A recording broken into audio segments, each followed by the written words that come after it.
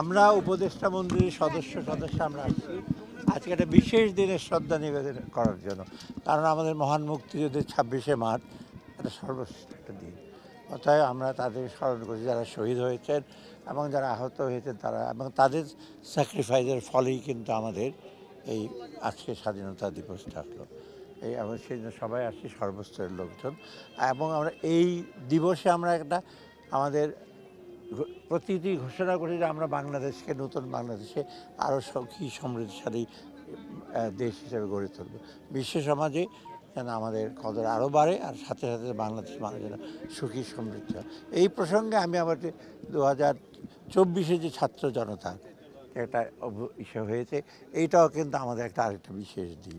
অতএব এই দুটো দিনই কিন্তু আমাদের ইসের বাংলাদেশের জাতির সর্বশ্রেষ্ঠ দুটো দিন, এবং এটাকে আমরা সবচেয়ে শ্রদ্ধার সঙ্গে পালন করব। এবং এই দুটো দিনের উদ্দেশ্য যেটা, সাধারণ মানুষের জীবন জীবিকা একবার সুস্থভাবে তাদের কর্মসূচি এগুলো করার জন্য আমরা যতটুকু সম্ভব চেষ্টা করব, এবং সেই জন্য আপনাদের সবার সহযোগিতা কামনা করি। ধন্যবাদ। সামনে আপনাদের চ্যালেঞ্জগুলো, নির্বাচনের চ্যালেঞ্জ আছে, চ্যালেঞ্জগুলো ওইদিকে তাকাতে হবে। সামনের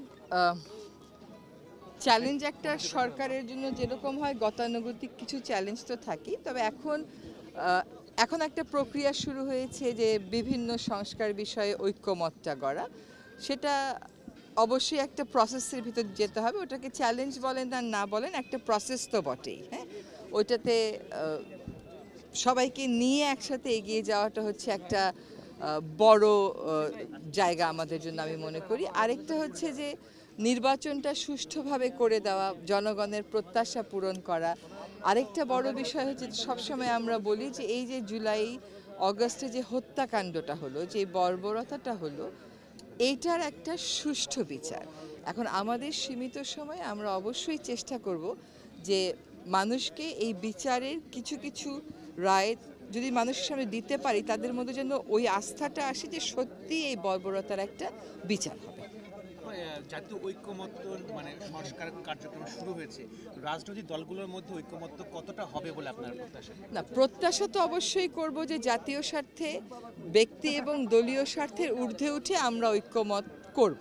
কিন্তু এক একজন মানুষ তো এক একটা বিষয় এক একভাবে দেখে, দৃষ্টিভঙ্গি এক একভাবে আনে। তো সেই দৃষ্টিভঙ্গির যে তফাৎগুলো আছে, সেগুলোকে কমিয়ে কমিয়ে একটা জায়গায় নিয়ে আসা, সেটা একটু সময় লাগবে, একটা প্রক্রিয়ার ব্যাপার। সেখানে নিশ্চয়ই তারা সব কিছুর ঊর্ধ্বে উঠে জাতীয় স্বার্থকেই প্রাধান্য দেবেন, এবং তারা তো আরও অনেক বেশি অভিজ্ঞ আমাদের অনেকের চাইতে, তাই না?